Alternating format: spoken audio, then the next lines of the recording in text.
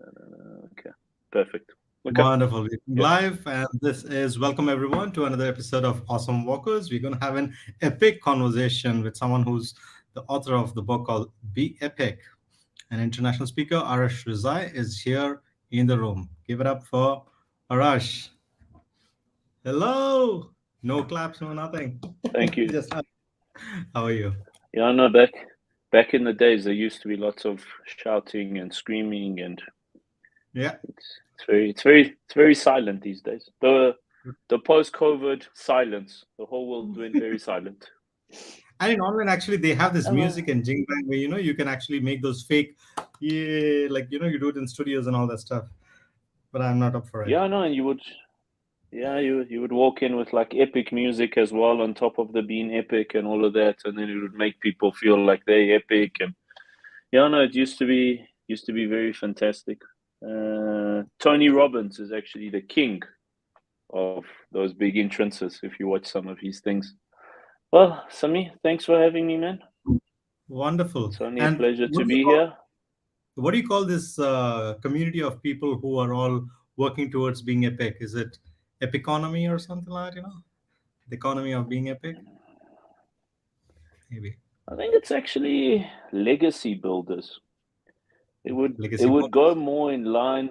It would go more in line of realigning people to be more aligned with creating legacies. Because I've always, when I was younger, I used to watch a lot of these war movies and Braveheart and Troy and Achilles and Gladiator. And the one biggest thing that majority of these guys had in common, you would always see that they had the access to immortality. And the way that they had access to immortality pretty much comes from a saying in my culture. So I'm Iranian Persian by descent. And we've always had this thing that the last time that somebody says your name for the last time, that's when you really die. So when you actually look at guys like an Achilles, like a Julius Caesar, like one of these guys, they've pretty much figured out the key to immortality. And the core essence of it is they built this everlasting legacy. And they made sure that they did something that will pretty much forever be remembered. So the whole theory of the Be Epic thing that I'm going with is it's pretty much to realign people to come back to creating legacies and doing something that actually contributes to the evolution of humanity more than just a quick thing. Because if you look at the economies and you look at the way the economic system has been running for maybe the last 102 years, it's all been a very fantastic bartering system. Look at it. Everybody creates all these things. Everybody, I'll give you something, you give me something. I give you, you give me. There's always a trade. There's always, even in business, even in B2B business trading, if there's no actual financial transaction, there's always a quick trade. But there isn't that many guys, if you look at this day and age, which are actually saying, okay, I don't want to do something that I make something out of now. I want to do something that makes an impact on humanity on a long scale. And you look at the guys like Steve Jobs, you look at the guys like Elon Musk, you look at the guys like Jeff Bezos, they've worked out this perfect hybrid model between what is it that they're going to be doing that contributes to humanity now, and it contributes to humanity in an everlasting manner. And that's why guys like us, what, 10 years, 15 years ago, Steve Jobs passed away, and we still know his name. So it creates a very big essence of being epic that people remember you long after you're gone. Do you have a formula? For me, I actually patented a formula about all of this. And I don't know, I just thought to myself it would be cool to have a patent. So I just went with making it. And I realized something. And so I've been through quite a lot of interesting adversity in my lifetime, because the first time I actually got into business, I was at the age of 15. And my brother and I decided we're going to start going to the parties and the clubs and stuff. And we would get involved in like getting involved in the security with the clubs and things. And, and we always got into this fun. It was always fun money making ways when we were younger. And, then we came out of that era and we started going after bigger pictures, bigger things that were harder to achieve. And, you're always going to get naysayers. You know that. There's always going to be people that say, you can't do this, you can't do this, you can't do that. And somewhere along the picture, I realized that almost every single thing that people told me you can't do, I did. So it brought me to this very simple understanding that if we live, okay, and hear me out, correct me if I'm wrong, and to the viewers as well. If we live in a limitless universe, which is something that everybody's agreed on, from religion, from science, from politicians, everybody has said the universe is limitless in one way or another, and there's no limitation. So if you live in a universe that is limitless, what is the actual limitations of not being able to achieve things? And the only actual aspect that is ever required in overcoming limits is always going to be actions. So to me, I thought to myself, it really makes sense if you want to take this thing in the same manner that Einstein said E equals mc squared. And I thought to myself, the actual formula, if you watch majority of the successful guys, the formula to success is limitations equal solution-based actions multiplied by infinity. Meaning that wherever there is limitations, you just got to come up with solutions and repeat the action continuously, day after day after day, and you will be able to change the actual limitations. Same as Steve Jobs. You can't put a computer in someone's pocket. Everyone now walks around with a computer in their pocket. Elon Musk, you can't re-land a spaceship. It's the actual formula, the core basis that I've realized in my lifetime to success is look for that limit. Where is it that everybody said you can't do something? And when you find that actual limit, you will always be able to guide yourself through action to go in the direction of overcoming that limitation. And Samir, if you overcome limitation, you have in turn contributed something to the evolution of humanity, because now you've pushed us past a limitation that was perceived that was unbreakable. And that to me has always been the pinnacle point of success, to overcome a limitation that humanity is stuck on. And yeah, that's Comes where I to thought of limitations. always, I've heard this when people tell you that you can't do something, what they really mean is they can't do it. You know, they are What not capable what of doing they it. really correct. What they really saying is that within their realm of reality and their perspective, they It is not can't do possible. it. Exactly. It's not possible. It's not possible within their perspective. But then you've got to look at the understanding of the cognitive bias and the mental fallacies and neurologics and neuroscience, and the basic understanding of cognitive perspective is that everybody is actually living in their own perspective, because everybody was raised in a different manner over time to create a perspective that became a reality to them.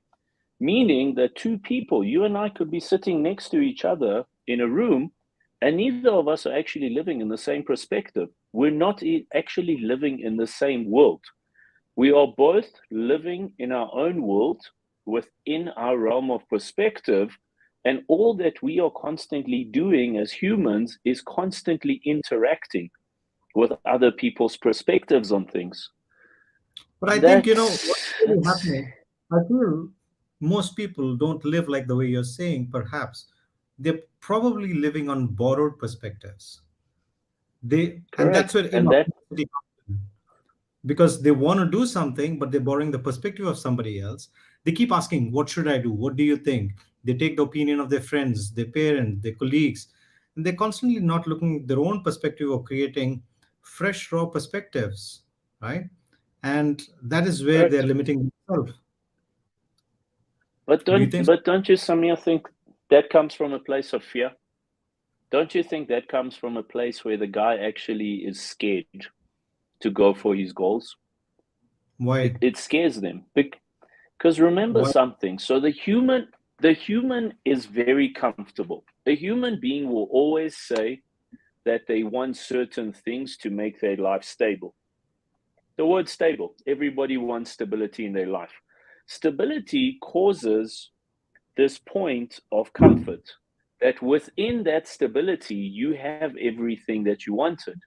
Now you're asking a guy, so let's say within the entrepreneurial realm, now you're asking a guy that has the capacity to see how to create the next Uber, but it's at a risk of breaking away from his stability of working at his 9 to 5 job in the bank because he has to give up his 9 to 5 job in the bank to go and create this next Uber, which is going to cause effect on his stability.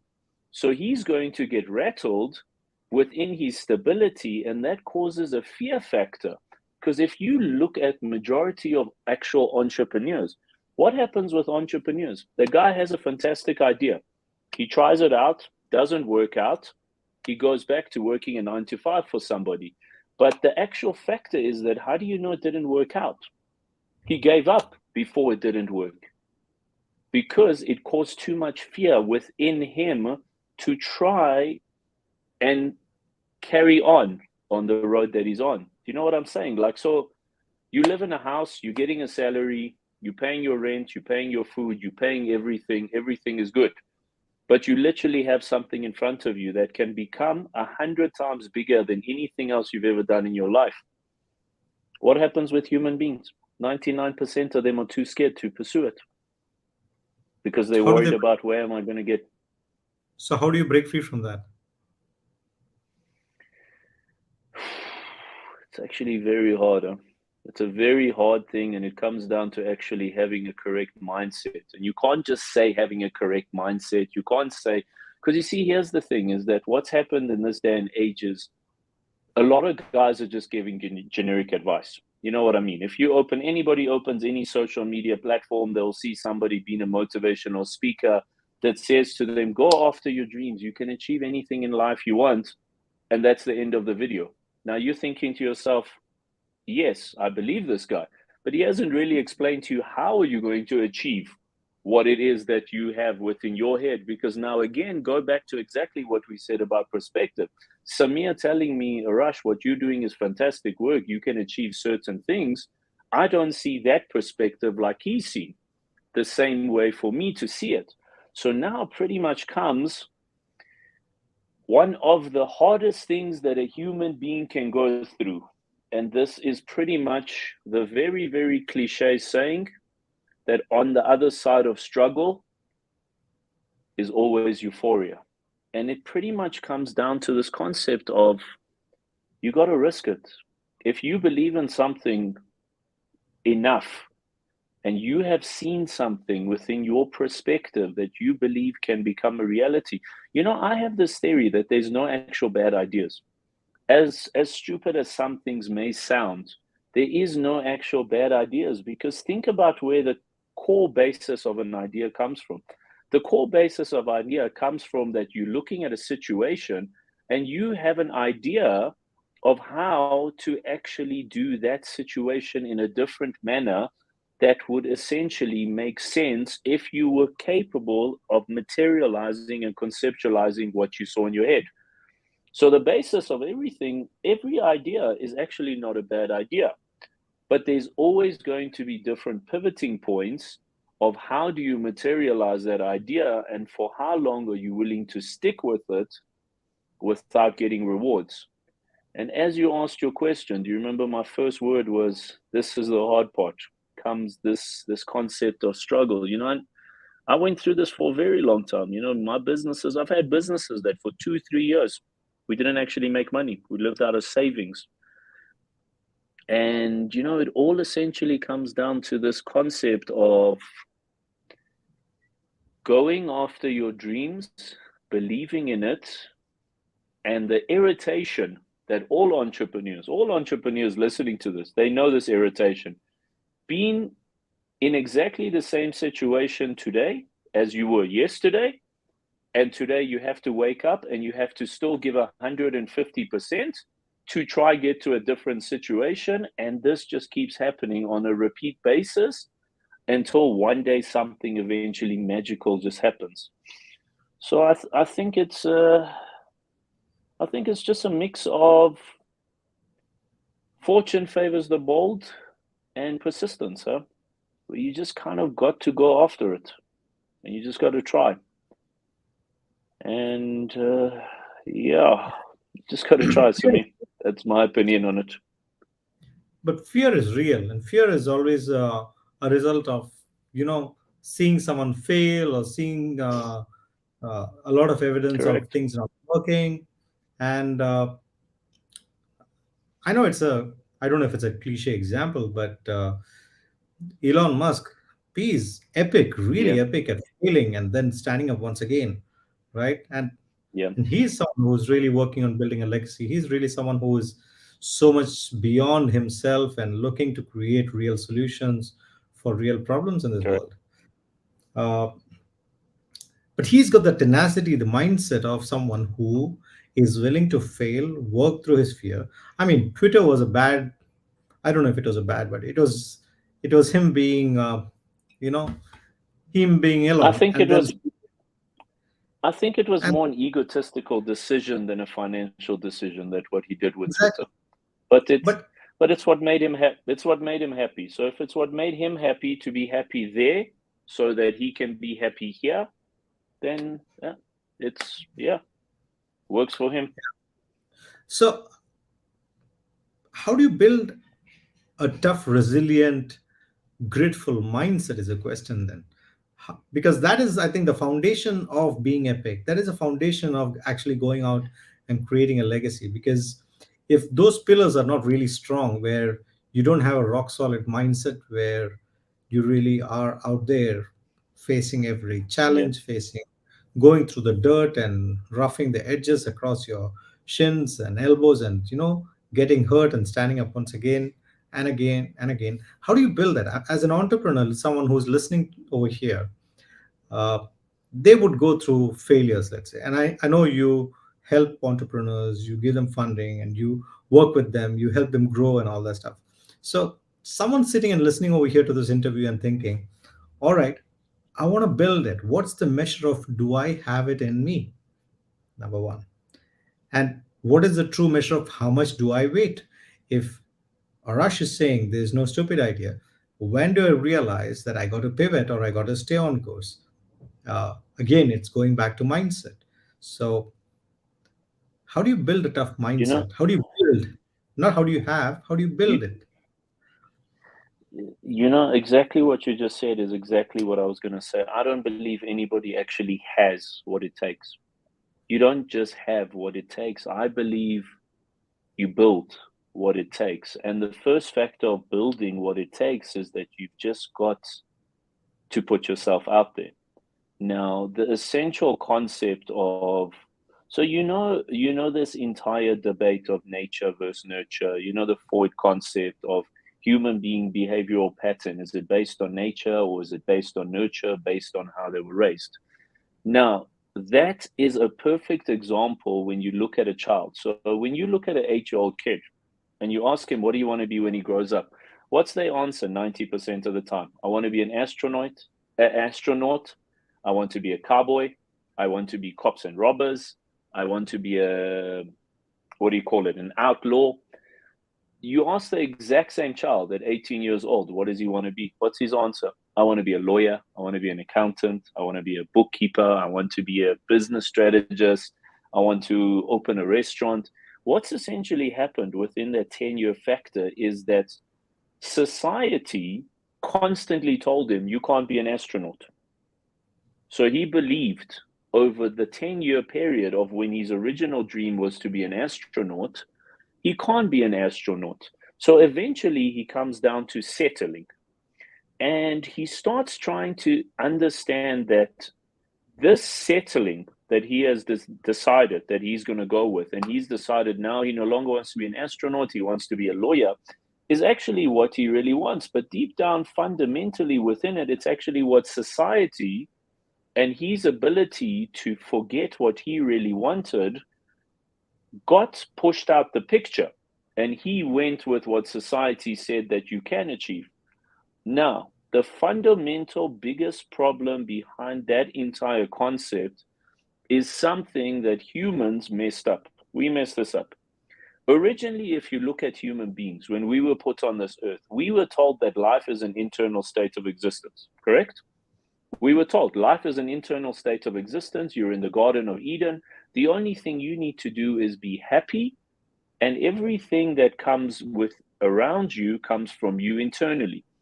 What happened with society over time? We started seeing guys having nice cars. We started seeing guys making lots of money. We started seeing guys build great businesses. And we stopped being happy internally. We started being happy externally only when we achieved something. Do you know what I mean? If you look at my son is 4 years old. He sits on the floor. They can be in an empty room. He'll start laughing. For that child to laugh like that at the age of 4, you and I at our age, we have to make $1 million to be as happy as he is. Because now we've attached our actual internal value for us to be happy to an exterior materialistic achievement. It's not really coming internally. And this essentially comes down to, if you have a certain vision and God actually gave you, and I believe in this higher power universal stuff big time. I really do, because you can't tell me that we just landed on earth and we just did things. If God came to you and actually gave you a certain vision to see something, remember that certain vision is yours. It's your internal belief that has nothing to do with society being able to tell you that that actual thing can't happen, because they never saw it through you. So it all really just comes down to believing yourself enough. And you know, another thing, that the other day I was actually having a chat with my brother, and it's a bit of like a cocky comment, but it's also funny, and it's actually very true. And you know, I said to him, people have got to stop spending time with other people and blaming them when something doesn't go their way. You're sitting here blaming that somebody else affected your self-esteem. Self-esteem, esteem of self. It is one of the only actual things in life that you will have control of, that internally comes from yourself, to believe in yourself enough to have self-esteem. And now you're going to go and give that power to somebody else and say somebody else has control over your self-esteem. Does that make sense? It's like I said, it's a bit of like a cocky comment, because you can't say it like that towards everybody. What do you mean somebody affected your self-esteem? It's your self-esteem. But in the same manner, it's actually a very, very factual truth to almost every single successful person in the world. It all comes down to self-esteem and saying, okay, I believe in myself enough. Now, because I believe in myself enough, I'm going to be able to achieve this certain thing that I wanted. Does that make sense? Am I making sense here? Or am I getting way too deep and philosophical? No, it is touching upon points that I have always been pondering upon, and I always say about self-confidence and self-esteem. These are things that has to start with the self. It's perfectly aligned over there. Uh, Tell us a little bit about your background, Arash. Where did you grow up, and what was your life like growing up? My life is so we left Iran in around the 1990s, because I don't know if you know much about Iranian history, and then the regime came, and anybody that was a capitalist that was succeeding was an enemy of the state, because there's nothing that narrow-minded people hate more than seeing other people succeed. So my father was successful. We left Iran. We moved to South Africa. We came to South Africa. I grew up within South Africa. And over my lifetime, I literally watched my father go bankrupt twice. He is an iron mindset, and I remember things like, the guys coming from the bank to take away our family car and things like that. And I never ever saw my father get upset about it. And I don't know if it was that he was just strong in his head or he just put on that display that no matter what happens to you, you're always capable of picking yourself up and carrying on and carrying on. And you just got to keep trying and keep trying, and he always had this saying to me, and he often said it to me, is he said to me is that life is a struggle, life is hell. And the only actual thing that you can do is put a smile on your face so that you're happy about being in life. And he kind of lived by it. And I watched my father go up and down and up and down. And I think it was the 2008 recession. Yeah, it was the 2008 one, which was the bad one. He lost a lot of money, and then everybody had to go and find ways to make money. And somewhere around there, like I mentioned, my brother and I, so my older brother and I are very, very close. We're actually known as the Rezaei brothers because we've had a lot of very fun times together.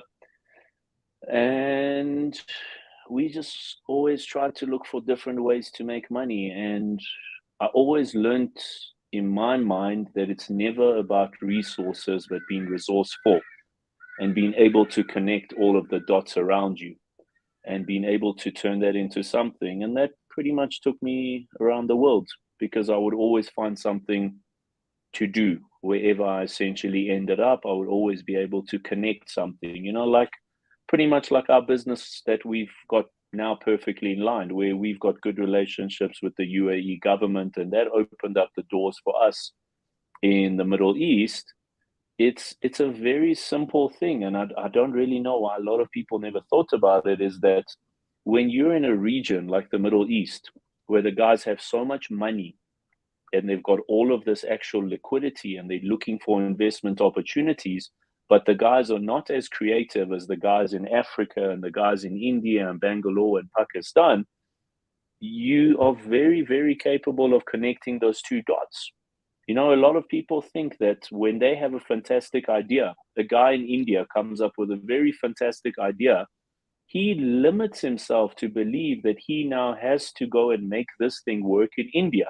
He has to make it work in India. He has to go get capital from a guy in India. He has to find people in India. But what if your actual idea is perfect for somebody sitting in Saudi Arabia? Do you know what I mean? And it's just really essentially this concept of being able to connect the dots and seeing the world as a bigger picture and not limiting yourself to just say that, okay, my idea is fantastic in India. I have to find somebody in India to support me. And that's I actually find that one of the biggest failures with a lot of these entrepreneurs. Their concept is a lot bigger than what they perceive it to be. So they pretty much limit themselves and they don't really think on a global scale. And Where are yeah, you right now?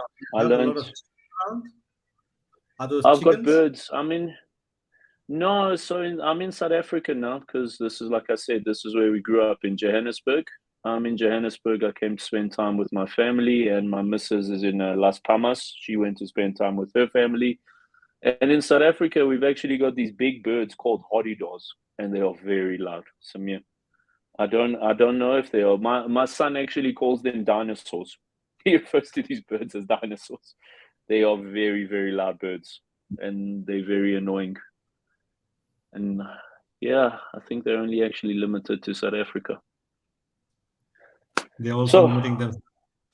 They're also limiting themselves. So, how do someone who is looking, who has a big idea, and he yeah, wants to do something or she wants to do something, uh, yeah. what advice would you give to someone like that who really is looking for funding? Because funding is a huge problem for a lot of people. But is funding really the problem, or is their role to actually first build a minimum viable product before they come to people like you and before they go to investors? I believe the biggest problem when it comes to that actual position where, so I actually spoke at an event recently and I realized something at this event, and it kind of hit me. For some reason, founders seem to think that investors are robots. They seem to believe this concept of they need to put something on paper and they need to send it to the investor and they need to sit and like try and explain the financials and the analytics and how this connects to this. They somewhat forget the actual basis of that investors are also humans. And if you're capable of actually catching the investor on that emotional level to see what you saw, there's a very it's a funny story, but it's a very, very fantastic story. So what happened within the communities of South Africa at one stage is that the taxi drivers at one stage, this was a while back, before Uber and things like that came around. Taxi drivers at one stage were only taking cash because they didn't have digital card machines. And what essentially happened with one guy who came from overseas is that he got in a taxi and he went from one destination to another destination. And when he got to that destination, he didn't have cash to give the taxi driver. And it resulted in this massive fight, and it became like a big argument and a whole irritation, and it annoyed him. And this guy turned around to himself and said, "But there's an actual problem that affected me emotionally on a physical level." And he went and created these QR codes. And what he managed to do was that he got these QR codes. He went back to that taxi driver that made his life a headache because he didn't have cash to give him. And he actually created these QR codes that guys were actually capable of scanning and doing direct payments with these actual low area taxi drivers. And if you look at a story like that, it's an emotional story, right? It's not Yeah. a big financial story where the guy wanted to create the next big corporate that took over the world. And what I find with a lot of these founders, they actually forget to try and pitch the emotional aspect behind their business with the investor. They don't really try and paint that image in the investor's mind to see what they saw. And what they do is they bomb out because investors get tired of looking at these long pitch decks and these long documents and such and so forth. And when the investor says to you, let's have a meeting, the guy comes to the meeting and he starts reading you the numbers. He starts telling you that this is the problem, this is the solution, this is the system we're going to use, this is the financials, this is your ROI. He doesn't turn around to you and say, Samir, do you have a problem that at certain nights, certain things like your neighbor's house makes a noise? And he doesn't really pitch it to the investor on that emotional aspect to say to the guy, I'm actually creating a solution for you as a human being. Do you know what I mean? And if you look at this movie, the movie Nike, the Nike Air movie that comes out, if you watch this movie, it's actually so inspirational of how they managed to convince Michael Jordan to not work with Adidas and Converse because they hit him on an EQ level.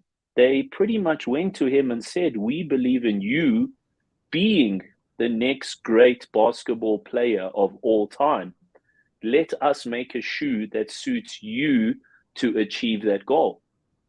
And a lot of founders don't do that. Founders don't do that with investors. Founders sit to investors and treat them like robots.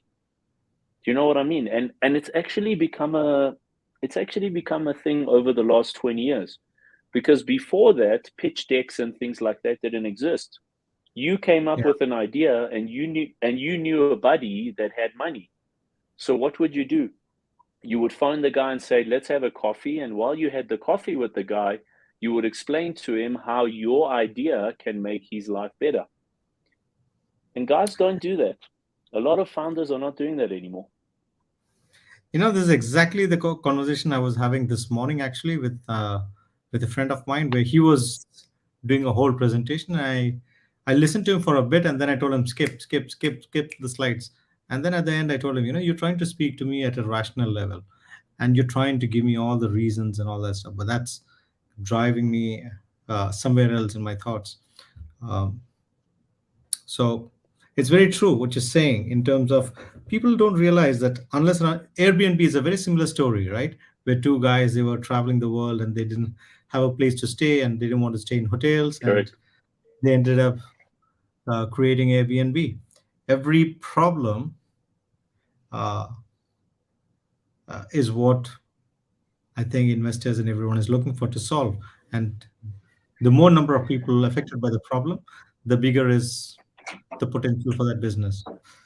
Uh, Beautiful. What consumes Yeah, you and these it's, days? and essentially, look, exactly like you said, the Airbnb one. Do you know how Uber started? It was two guys that were drunk and they couldn't get a taxi. That's actually the Hmm. story behind Yeah. Uber. Two guys came from a party, they were drunk, they couldn't get a taxi to get home. Now imagine when they went to an investor, they didn't have financials to explain to this investor and a pitch slide and everything. They went to an investor and they said, buddy, have you ever thought about standing on the side of the road and not being able to find a taxi? I'm creating a system that takes care of that.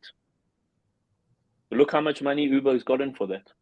Billions, billions of capital because they caught that emotional aspect in the investor's mind.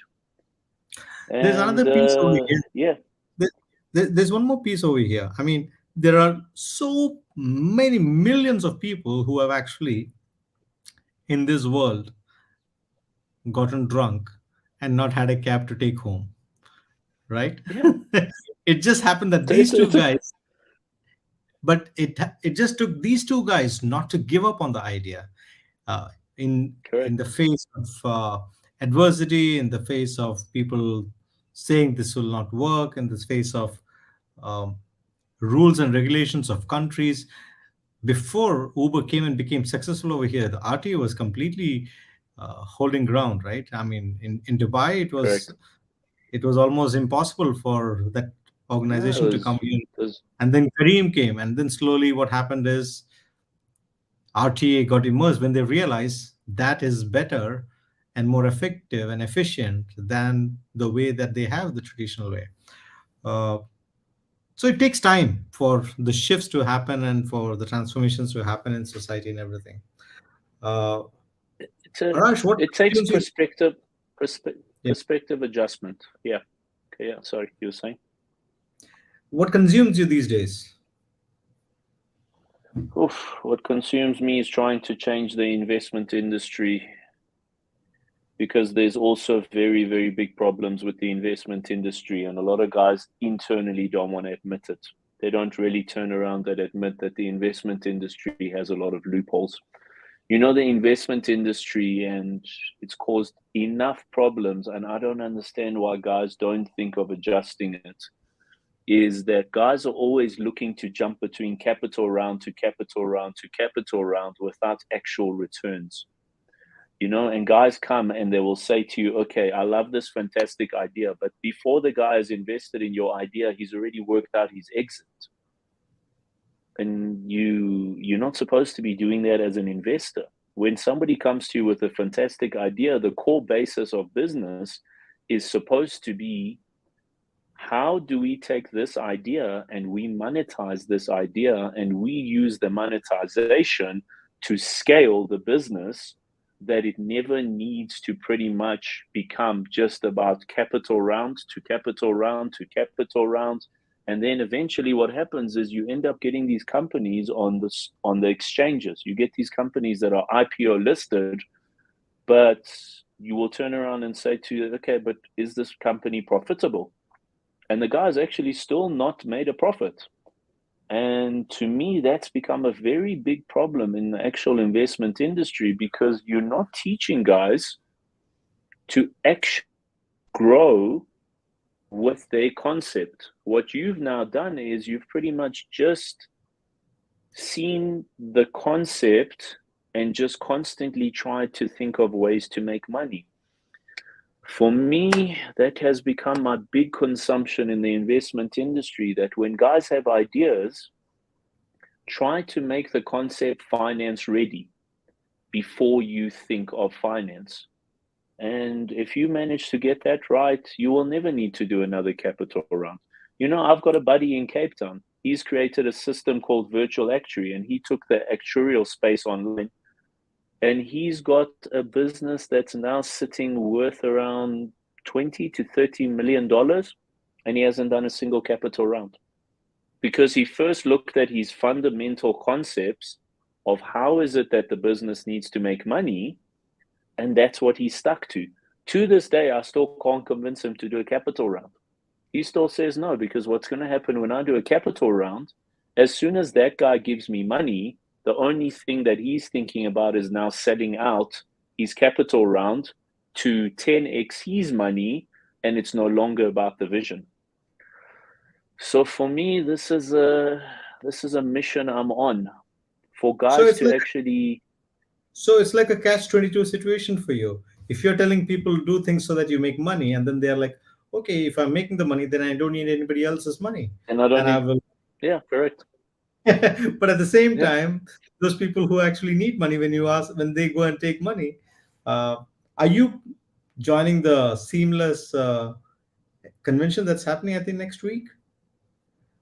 No, I'm actually from here. I need to go to Switzerland, so I'm running around a bit. I'm going to Switzerland. I'm busy doing a collaboration with a company in the UK as well, which is gonna do some stuff. So I'm running around for the next few weeks, but I will be back in Abu Dhabi, which I'm spending a lot of time. Funny enough, I find myself spending a lot more time with ADGM than I do in Dubai, because these guys in ADGM have seen something very long term. I don't know if you know all the stuff that the guys are doing in ADGM, but they're actually on a very big drive to change Abu Dhabi, huh? And I like their vision. So I should be in Abu Dhabi by the end of next month. Um, what was I going to say? I was going to touch something, but also, this whole catch-22 for people like me that are in the finance industry, that are dependent on people coming to us for money. But have you also realized that majority of the time you actually tell the guy that you're not going to invest in him until he's actually shown you a workable model? But if the guy is showing you a workable model, why do you think that he needs you as an investor anymore? So the founders are actually gotten to a point where they go to these investors and they say to them, give me money. And the investor says, go prove the concept to me first, then I will give you money. But now, as a founder, if you actually look at it, you've proven the concept. You don't really need an investor anymore. You've proven the concept. You can actually just go with it. And So and I think, when I watch shows like Shark Tank, Dragon's Den, and all that stuff, what comes to me is yeah, this: there for founders to build a product, to build it to a certain traction from a startup stage to a scale up stage is possible. From startup to scale up, and scale up is a completely different animal, is what I understand, because uh, the kind of network you need, the connections you need, the investors not just market bringing money. presence. They're not just bringing money to the table, they're also bringing connections, they're also bringing guidance, they're also bringing perspectives, they're also bringing a lot of other things along with the investment that actually uh, quantum magnifies the value. Yeah. uh, so Okay, there is a point but now, when they, yeah. but, but now I'm about to shoot myself in the foot. If you've come to me with a business that's ready to scale, and you've now asked me for money so that you can have more market presence, you don't really need me. To be dead honest, Samir, you don't really need me. You need to pick up your phone and you need to find people and work out how to do collaborations with them. Everybody in this world is looking to work with other people and partner with other people. And together you could actually capture more market presence than you could by raising capital to do Facebook and Instagram and Google advertising. So I'm going to take the bullet out of It's, your it's, foot right now, you yeah, know. I'm going to take the bullet out of yeah, your foot because the thing is, what comes naturally to you perhaps does not come naturally to them. doesn't come. The Correct. The fact that you have these network and connections probably is not their strength, probably is not where they know who to pick up the phone and who to speak to and how to build that relationship, is not their forte. It is your forte, and Correct. it seems so simple to you because you do it on a day-to-day basis, you have built those relationships. But not everybody is able to. Just look at these interviews, for example. These interviews I've been doing for a long time, it's easy for me, but for someone who has never started an interview, he would be, waiting and waiting and waiting You'd for be that nervous. perfect. Correct. I'll be nervous. Like, Correct. can I do it? Who will speak? Who will listen? Will it be worth it? Will I be able to ask the right questions? If I don't give the questions beforehand, will it be a good show? There'll be so much that is going on in their minds because they have not done it yet. And that Correct. is the So same so it's, when it comes to investments and all that stuff. but then that goes back to our original concept of fear. That a lot of guys actually have the power internally to do the things they need to do, but they're scared to even start.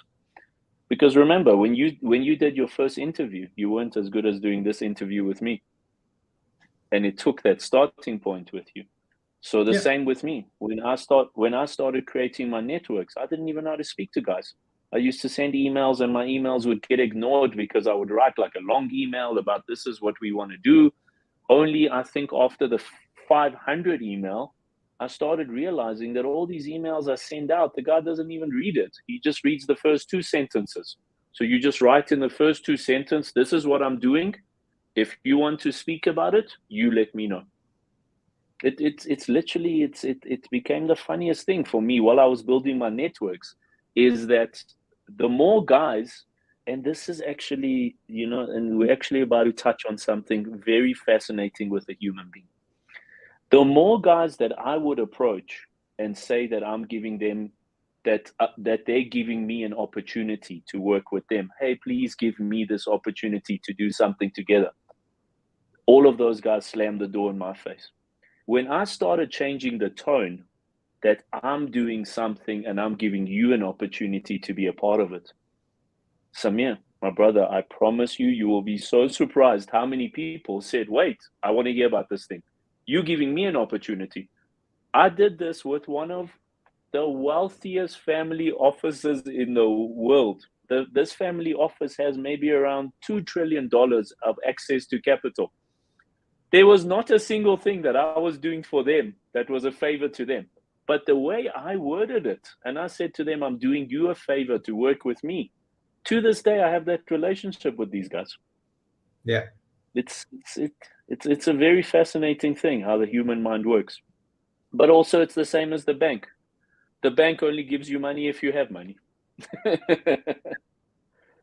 So Yeah. yeah, everybody wants to feel like you're doing them a favor before they jump onto it.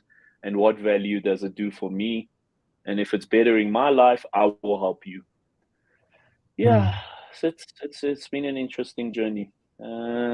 Yeah, my journey has been very interesting, and I've already gone grey at the age of 37. I've gone grey, but it's What been fun. has been fun? What's been the biggest, and I'm sure from what you've shared, you've made quite a few epic mistakes in life or failures you've gone through. What is the most epic one, and how do you ride through that? The most epic life lesson that I learned, and I learned it very, very hard. The way you see the world is not the way others see the world. Hmm. Just there, there's there's just this certain thing where you try and you wish and you hope that a certain thing that you say and do with people, they will perceive the world in the same way you do. And you create this expectation that, okay, now they understand what I'm saying. You can't, and I had this problem for a very long time with the mother of my child, and it actually came from a very arrogant place from me. And I'll be very honest on your show. It might be the first time I've actually said this out loud. One of the fundamental problems that why her and I would fight a lot was that I wanted her to be a certain way towards our child. but that's not even my right to actually ask of somebody. Do you know what I mean? That person has got to be the way that they want to be towards other people. So for me, one of the biggest mistakes I made in life was hoping that people would see the world in the same way that I did. And it would always result in disappointment. You've got to allow people to see the world the way they do, and they will always respond to you from a place that's understanding from them. And then you adjust what your goal is together based on that, rather than saying this is the goal. And you always have it in business. It's the same concept with this boss and leadership ideology. Bosses will always come to the team and say, here's our goal. This is the goal. A leader will always come to the team and say, guys, I have an idea. And everybody will say, okay, we all now have an idea, and now here's the goal. And between the two, we've both seen it. The most successful businesses in the world were run by leaders, where everybody put the goalpost. Not one person said, here's the goalpost. Everybody, this is what we're doing. Most of those businesses have failed. I'm sure you've seen that yourself. Yeah. They say managers have values and vision and mission, and leaders have meaning and purpose. They say they're driven Correct. by a sense of purpose, and that actually, I love your epic lesson, which is again going back to us. Yeah. Oh, that was an Sorry, epic feeling. one second. No, in South Africa, we have this thing called load shedding, where the power cuts here and there. So I think we actually just got hit by it. But I'm here. You've got me. You've got my attention. There we go. Okay. The light back as Welcome. Well. Yep. Welcome to African problems. Yeah. Same Indian problems. Yeah. Yeah. I love how you spoke about limitations and perspectives right from the beginning until the very end. And I think it's one of the key takeaways that I'm taking away from this conversation about how we don't limit ourselves, how we don't limit others, and how we allow others to be limitless in the journey of going towards true freedom and true success, whatever that is that they define for themselves. And perspective is everyone holds their perspective. As we hold ours, they hold theirs. And if we allow each one to explore their perspectives, I think that's how we should be doing it. One last question, perhaps I have before we wind up, and I'm curious, what is the formula you think for being a good father? Oof, Samir. I think for 5,000 years, fathers have been asking for this. What is the formula? The formula has to be somewhere, and again, I'll say my opinion, because remember, everything exactly like we've established in this phone call, in this interview, has been based on my perspective, not yours. So in my opinion, you have to find a common ground between teaching the child to have integrity and having freedom. Because if you start forcing a child to do things, he's always going to be unhappy, and he's always going to backlash against those things. And somewhere you also have to teach them to establish their moral compass, which in itself is also a very fascinating thing, because remember, the moral compass is also based on nurture. So my moral compass is different to yours, different to somebody else's, different to my neighbor, different to whoever, because everybody sees right and wrong in a different way. What might be right to me won't be right to you, because I can justify it based on my life experience that this certain thing is right, but you won't perceive it as right. So now, as a parent, you have to be very, very careful what you teach your children to be right and wrong, because you have to allow freedom. And you have to allow this certain line of, okay, these are the basis of don't do this, don't kill, don't steal, don't rob, don't do this, don't do that, don't hurt people. But then you also have to allow the child to burn his fingers a few times for him to actually realize, wait a minute, this certain thing is actually is not right, and I actually find this very fascinating. So the other day, so growing up, my mother had this thing where she would put all the herbs, the coriander, the parsley, everything in a bowl, and she would always chop it with scissors. As a child, I always used to look at that and think to myself, why on earth are you cutting herbs with scissors? That's what a knife and a chopping board is. Put it on a chopping board and chop it. I think about a month ago, I found myself doing exactly what my mother did. And my brother was actually even looking at me, and he was like laughing, and he's like, do you remember how many times you told mother you think that her doing it that way is wrong, but now you figured out doing that way is right? It's, yeah, being a parent is very hard, man. I think Mm. me, you, 50 other men sitting in a room, we wouldn't be able to answer that. But you have to teach them to have strength, though. They have to have strength, and at the same time, they've just got to have freedom, because they need to Mm. burn their fingers to learn. Yeah, but I'm also not a very big fan of the direction that men have come in, because for me, if you look at history, is that men were always big and strong, and they were protectors of the family. But more and more, we're finding men become weaker and weaker, and yeah, but that's a society thing. You and I don't think we want to discuss that on the interview. That's just that men are not as strong as they used to be. I'm sure me, yourself, and all the guys watching, everybody would agree. If you look at Julius Caesar and you look at men these days, something has broken in between. That strength factor is not there with men as much as it used to be. Mm. Yeah. Yes, Yeah, like you said, it's a big conversation by itself. Uh, and we are going to the close of the interview. But when I was thinking about what you're saying about raising children and uh, helping people, and we're not raising, we're facilitating the journey of a child. Because correct. I heard someone say you cannot raise children, you can only raise cattle. You can only raise Yeah, it's something that true. is, so you don't really raise. That is somebody else's perspective. And what you are doing is you're just nurturing, like you're saying, you're just nurturing like a plant. You're just it's a seed and you're allowing it to grow. And one of the things that I have seen,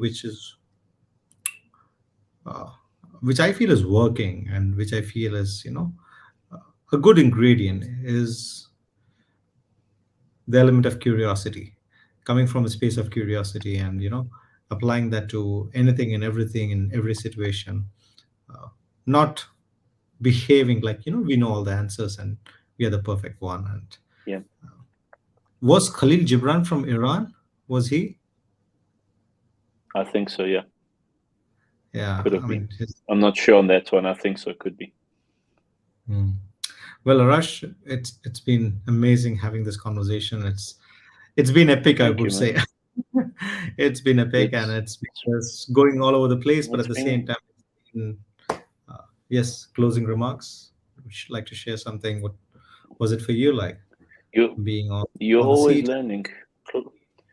Closing remark. You're always learning. It's my father at the age of 83. He would always tell me I'm still learning. The age of 83, the man was always still learning. I think that is it's a takeaway within itself. You're It is. always learning. As a human, you are always learning. You don't have the answers to anything. To be honest, I don't have any answers to anything. To all your viewers, to everybody, I can tell you, I definitely don't have the answers to fix the South African electricity problem. Okay, awesome. Yeah, I think that's on key point that the power is Yes. coming and going. May If the you need power me, you know where to find me. May definitely. the power Let's be take. with you. May the power be with you as well. May the power come Okay, back to man. you. Ciao. Thanks, Take guys. care. Thanks, everyone, for your time. Have a good night. Thanks. Bye. You